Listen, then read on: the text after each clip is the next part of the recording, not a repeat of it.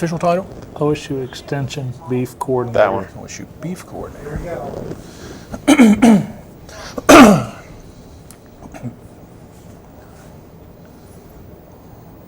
Hey, welcome to Agri-Talk, show about veganism, right? Vegan, oh, that would be bad today. Very bad today. I don't think that would be a good show for today at all. No, our guests can't talk to that. No, neither can we talk about dairy.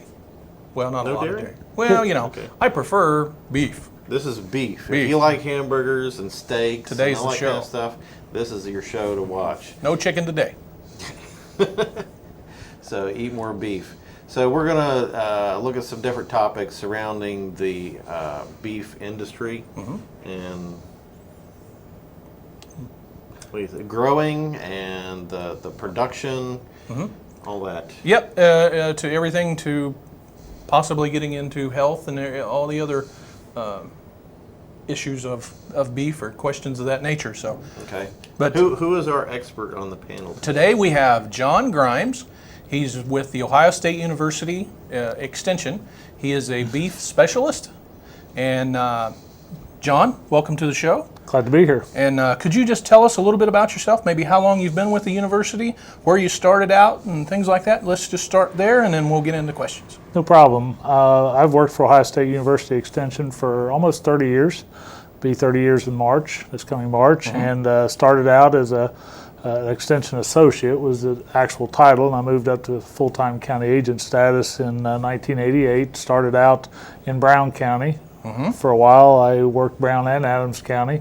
In 1998, I moved to Highland County as county ag agent, and then in my current position as OSU Extension Beef Coordinator, I started that January 1 of 2011.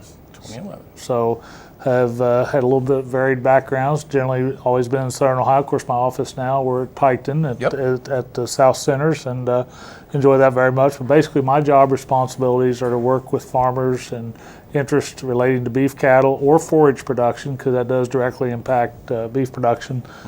And I cover the whole state. Now, the bulk of my work is in Southern Ohio, but I do cover the whole state as far as beef interests. You're statewide. Yes. Now, with that, with some of the basic practices, where does one start off with beef production? Well, it's hard. It's really not a person on the street can say, okay, I want to be a beef producer. It's a little hard because it's overhead intensive. You have to have a certain amount of land. It's like a lot of enterprises with agriculture. Your balance sheet or paper rich and liquid poor, I guess would be the best way to describe it. But it's a long, intensive production cycle. If you are into instant gratification, don't do beef production because it's a long-term proposition. Cattle have some similarities to humans. They have a 283-day gestation cycle. So if I bred a cow today, it would take about 283 days on average to complete gestation. A cow or a female can physically reach puberty, breed and conceive, and deliver a calf typically around 2 years of age. Okay, and providing they have no major injuries or good health, just like people, they can stay productive up into early double digits, 10, 12 years. I mean, you'll hear stories of a cow producing calves 15 to 20 years of age, but that's the exception. What's the lifespan? I know beef cattle don't have that much of a lifespan, but if you let a cow go until it naturally dies. I guess to me, an 18 to 20-year-old cow would be like a 100-year-old person. Okay. Comparison. About that comparison. And generally, what makes animals less productive is they graze, they eat forage, and you think about our teeth. Generally, if a cow declines in health, a lot of times it's because their teeth give way. They wear down. Just you think about watching a cow eat and graze, they take a lot of bites in a day, and eventually their teeth wear out. Now, they're just like people, their bones get brittle, things don't heal up. Yeah. But, a cow basically is mature when she's 3 years old. When she has her first calf, she's still growing. And generally, what I would consider the prime productive life for a cow would be kind of that 3 to 8 years old. And then as they get close to 10, you'll start seeing some decline, much like I don't have as much hair or as I used to, and maybe weight goes to a different part of the body that it used to. But there's some parallels, is what I'm saying. Okay, if you're in beef production, do you have your breeding stock, and then the offspring are the ones that are sold for beef? You know, the beef Or do you turn those over all the time? both. There's beef is the beef industry as a whole is not terribly vertically integrated. In other words, you have segments. You have the people that own the cows and raise calves, and the vast majority of people sell these calves after they're weaned off their mothers. Okay, and then the next step, it would be what I would call the finishing stage, whereas they may go to a feedlot, fed grain in a confined area for harvest. And you know, typical production system would be an animal done like that. A calf's born, is on the cow for 6 to 8 months. They're weaned off, and then depending on different factors, they may go out on pasture and graze wheat or grass before they're going to a feedlot. But eventually, most of the beef produced in this country is grain fed at the end or towards harvest. And that cycle is usually 15 to 18 months, but the feedlot phase is usually done by a larger entity that specializes in that. In other words, the guy that raises the babies typically doesn't feed them out. And then after they're finished and fed at a feedlot, they go to another step, the harvesting stage. So, I mean, it's when I say vertically integrated, the same firm owns it all the way through. That's not the way the beef industry is. There's different hands in the process. Right. So it's not a family operation anymore. Well, the cow side of it is very much is. You know, there's some farm families that have corporations, but far as a McDonald's does not own cows. Right. Is what I'm saying. Yeah. You know, as you get into the feedlot part of it, where there are larger entities, they may be corporate, but they're generally ag-based corporations. They're not. If this is making sense, but the cow side of it, or the beginning production phase, is very much family oriented. Okay. I would say well over 95% is family owned. So, Interesting. just a bit of trivia: the largest cow calf owner in the country is the Mormon Church. They own several ranches around the country, and they are the biggest single commercial cow calf producer in the country. So I guess that doesn't quite, whether you interpret that as family or not, a church is a large commercial producer. But I also know families in the West that produce 3,000-4,000 calves a year, but it's a family operation. It's a big family operation. But in Ohio, the average herd of cows is less than 17. Really, the average? The last census of agriculture showed 16 and a half cows would be the average herd. Now, what happens is beef production in Ohio is typically a part of a larger farming operation. You may have a guy that raises corn and beans and has a few cows. And generally you have cattle where you can't operate machinery to raise grain. So you think about it as you drive around the state, just to give you a visual, if you would start at Cincinnati and go up Interstate 71 to Columbus and then go over east on 70, south and east of those lines is where the bulk of the cows are in Ohio, because it's hillier ground, it's not conducive to large equipment. Right. And we actually need grains and corn. we need to grow forage on this hillier ground so it doesn't erode. So that's where you see the cows. Okay, so one thing our listeners may want to know is you probably have noticed a steep increase in prices for beef at the store. I've noticed it and I've heard about it. Yeah. Is there a reason? Yeah, it's like a lot of things with agriculture, or any business for that matter, it's strictly supply and demand. Okay, supply has been impacted greatly over the last 5 years by things out of a farmer's control, and that's the weather. Backtrack a couple years, we had the economic downturn in 2008. The stock market kind of crashed and economy hurt, so that drove some people out because of prices going down. But essentially in 2011, large-scale drought hit significant areas of the country, Texas and Oklahoma, basically the south central part of the United States, which is where there's a lot of cattle, had significant drought. In fact, in 2011, between Texas and Oklahoma, 1 million cows left those two states. And when I say left, they either relocated to another part of the country or they entered the food chain. And if you looked at a map, drought kind of exploded in 2012. It basically went from Ohio, western Ohio, to the Rocky Mountains. And then it kind of drifted west. And right now, the state of California is in a pretty significant drought. But so with drought, I think it was in 2013, we had the fewest beef cows in this country we had in over 50 years. So supply and demand, we had fewer. We didn't have the supply. But now demand has stayed steady. Okay, so if supply goes down, demand stays steady. That's why price goes up. And we've also been fortunate over the last 10, 12 years since the unfortunate event of mad cow. They discovered the one cow in Washington in December of 2003. We basically lost our trade. Exports went to basically zero the next year. It's taken us 11 or 12 years, but last year, over $300 of the value of an average steer was in exports. And Southeast Asia is where a lot of our top three, and it fluctuates from year to year. Japan, Canada, and Mexico are our big trade partners, but there's a fair amount that goes into South Korea, Vietnam, those areas. U.S. and Brazil are the two largest beef exporters in the world.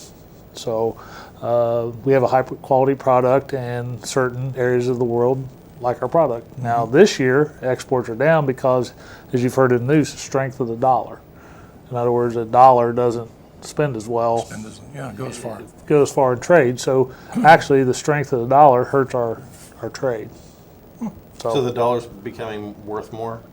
It's our commodities, their dollars don't buy as much of our commodity as they have in the past. Okay.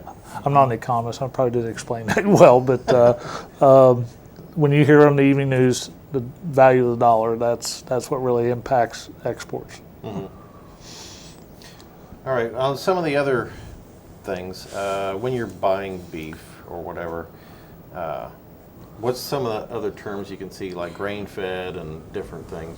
Can you translate that to real terms? You know, we have a class we offer to producers every so often, and we call it Beef 509, and it gives a chance for farmers to learn more about the off-farm side of it, the processing and marketing and things like that. And there are more marketing options than ever. I mean, a farmer can choose to conventional. There's nothing wrong with that. That's what the bulk of our production is, but you can do grass-fed beef, you can do organic, you can do all natural. When I say all natural, no antibiotics or no hormones. They call those cattle never ever. They've never ever had something foreign. That's all natural. That's all natural. Organic, organic would be one step farther in the fact they're all natural, but they have to have been fed organically raised crops. In other words, the corn that they eat has to be organic. Yep. The hay they eat has to be organic. So to me, that's the hardest to achieve. So there's those, and if as a consumer goes to the grocery store, you see more brands or more brand specific. We used to sell beef. It used to be on a styrofoam tray and wrapped in cellophane, and there's still some of that. But compare the beef case to pork and chicken. Chicken, you can see it in box and colorful packages, and it's in nuggets, it's in microwave, however you want to eat it. You can eat it prepared and everything. And we're getting that way with beef. It's just a little more of a preparation intensive product. I don't think you ever hear anybody say beef tastes like chicken. Okay, no. I mean, and it's a higher priced commodity. Beef prices compared to pork and poultry are higher, but I don't want it to become a delicacy. I don't want beef to ever get as high that people think of it as lobster, like that. But we do believe for the nutritional content, it's a good value. It's just we need to offer a quality product, and I think what we're trying to do is get more targeted type products. If you want grass-fed beef, it's out there. If you want organic, it's there. But as a whole, this country is used to grain-fed beef. It's a certain taste and flavor. And generally, if you're going for a steak, what people like, if you look at a steak before you cook it, it's got those little flecks of fat Right, in the marbling. marbling, and that's what adds juiciness and flavor. Okay, and that can be expensive. But you think over the last 4 or 5 years that where beef marketing has really expanded is kind of the mid-level, the upscale hamburger places. You know, like Five Guys, Smash Right. Burgers, places like that. That's where we've really expanded. You know. A brand that I'm fond of, Certified Angus Beef, because I raise Angus cows, that was the first branded beef program. And they're approaching, I don't know if we'll get there in the next 2 or 3 years, but we're approaching 1 billion pounds of certified Angus beef being sold in a year. Now, what's good about Angus? You know, because you see it's like, is that better than regular hamburgers having Angus? Well, there's breeds have different characteristics, okay? And Angus are known for marbling, okay? That's one thing they're very good at. In So that fact, wouldn't be low fat? if you notice, well, that's some of the technology. We'll talk about technology in a minute, but Okay. we've learned how to feed animals to try not to get them so fat. Right. Some of that's genetics. They have the ability to Yeah. do that. The ideal is to have a fair amount of marbling, but very little external fat. And if we don't do a good job of feeding them, the processor will cut that off. You don't see steaks at the store with a lot of fat on the outside. They'll generally do a 1/4 inch trim around the edge. So, but that's expensive to produce. So we try to do a better job of feeding. That's part of my job, is to work with farmers on doing a more efficient job of feeding animals out, using the genetics to produce a more desirable end product. So I think we're getting there. We got ways to go, but we're getting there. Okay. Now, where you were going next, I think, antibiotics and different Well, things? let's talk about technology. technology. And that's part of it. While I'm thinking of it, I want to go back, and Duane, you talked about dairy. One thing a lot of people don't realize is dairy is a very important part of beef production. Roughly 20% of the beef that is in stores and restaurants, whatever, comes from dairy animals. Okay. Because the dairy industry, Are they once- retired then, I guess? well, there's some of that, but it's, 50-50, whether it's a bull or a heifer calf, and the dairy guy wants the female to produce milk. Beef guys can feed out Right. steers or heifers. Steers is the castrated male. Well, the dairy industry doesn't have a use for all the bulls that they have, so they get That goes to beef. castrated and it or goes to feed. beef. So Yeah. that's what I'm saying. Dairy's kind of our partners. They're not the Yeah. enemy. Right. Right. Yeah. Yeah. I guess that's You true. see what I'm I saying? kind So- of looked at Sure. it like two separate industries, kind of. But they're complementary, is what I'm saying. Yeah. In fact, today, there's lots of dairy cows that are getting bred to beef bulls to make a better quality. Make a- Dairy cattle generally don't have as much muscle. Their yield isn't as good. So the dairy guys are taking their best genetics and making those milk cows, but their lesser ones, they're breeding the beef bulls to get a better beef product. So Well, interesting. that's a pretty significant change over the last 5 to 10 years. I talked about technology. Duane, we work for Ohio State, and anything through extension that we put out has to be based on research. So we try to help farmers do a better job of nutrition, health, things like that. We talked earlier, population growth. Yeah.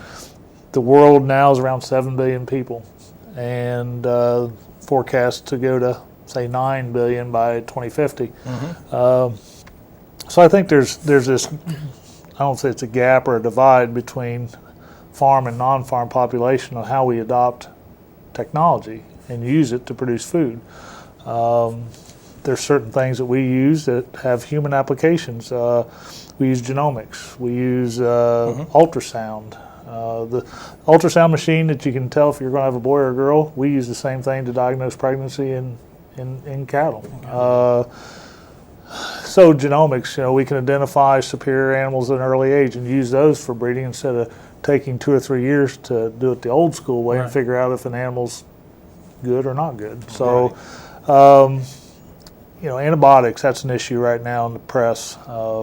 We have used antibiotics for health and performance of the animal. When I say performance, improved rate of gain. It depends on how you want to use them. There are antibiotics to help promote growth. There's animal antibiotics that are strictly for curing disease. Okay, so I think society can accept the fact that we're using it to control disease, because that's an animal welfare issue. If I have an animal that's sick, I want to treat them and get them Right. You heal. want to get them back to them. Well, just like a human, we want to take care of their child. I think where concerns have been raised is when we use a product too much.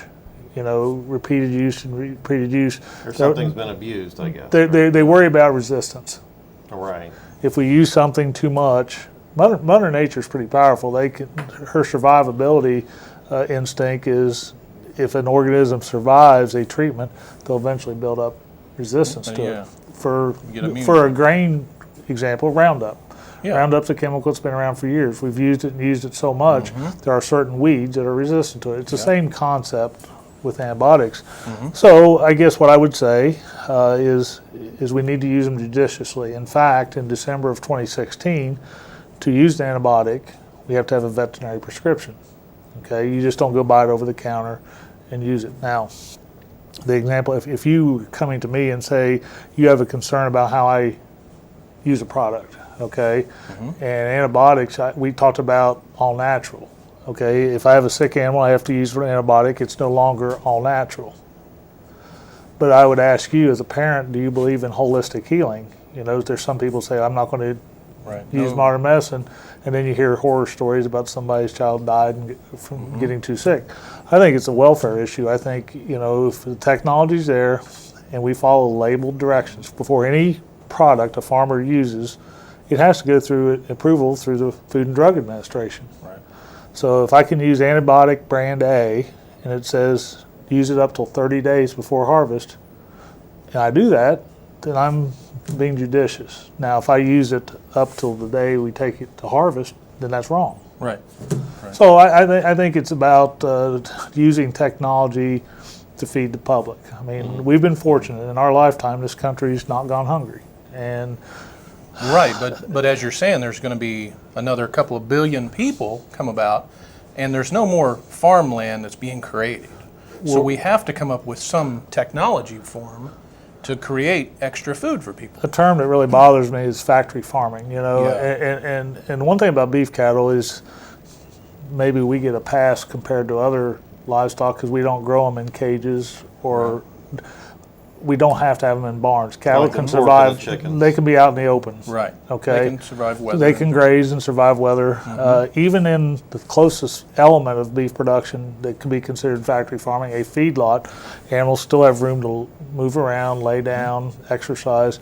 So, I mean, I think in general, public accepts that. My experience with dealing with the public is if you act like you're hiding something, then they get skeptical. So Right. if we're open about what we do, we can deflect a lot of this. And you know, we say the old farming mentality was, we'll educate them. Well, I think they want you to show them that you care.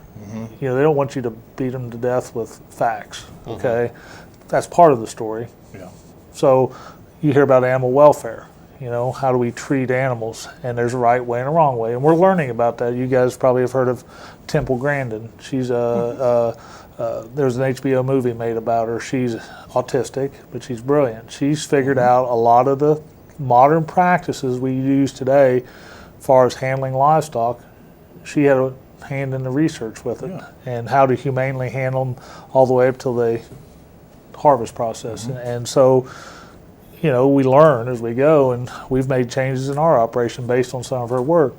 But I guess what I'm saying is those kind of technologies, I mentioned genomics, we can pull a few drops of blood from an animal and get a result on, you know, how high quality of a breeding animal they'll be, plus if they have any genetic defects. So if something has a defect, maybe we can avoid propagating that.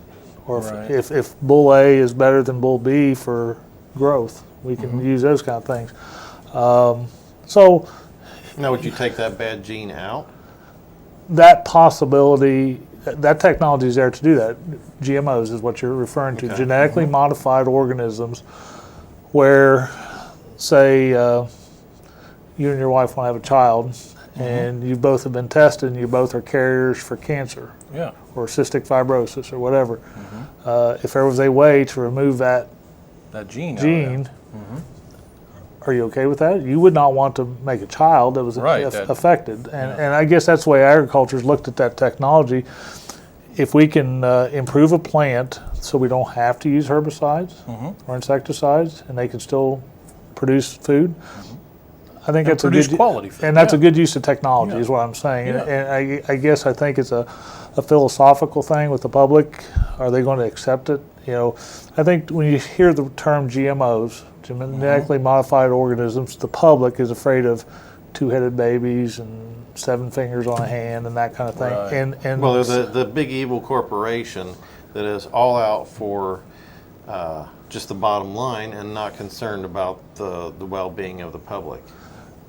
And I understand, I understand that because, but the public also has to understand that technology does cost millions and millions of dollars to research and perfect. So, it's free enterprise. I guess the way I would come back to that would be, if I've mated 2 of my cattle to have this baby, and then all of a sudden we find a dead calf because of a birth defect. If I could avoid that, Yeah. I mean, that's animal welfare too. I mean, that's so. I guess I would say the typical agriculture response would be, if we use it judiciously, use it humanely, use it legally according to directions. Correct. I'm all for using it. That way, we can produce more food to feed a growing population. Not to necessarily. Yeah. Yes, we want to stay profitable and stay in the business, but at the end of the day, most farmers are in the business to produce food. Well, John, I know there's this conversation can go on for a long time. Do you have a website or anything like that we can pass on to people? Sure. And then maybe we can get you back and we can talk about Oh, more. love to. If you want to go on the World Wide Web, the OSU Extension Beef team has a website, beef.osu.edu, and you can go and learn different concepts and topics. We have a weekly newsletter that we put out on different issues. Of course, I work out of the Piketon South Centers. You can reach me there by email, grimes.1@osu.edu. Well, I certainly appreciate it. It's been a great talk, and I think we can certainly add to this conversation more and more, don't you think? Sure. With more production. Well, there's and all always this stuff, so. issues that come up, whether they're trade issues, weather issues, economic issues. The landscape talked the about- landscape changes. Is what I'm Right. saying. You talked Yeah. about the just real quick. Talked about the drought. Is that getting better?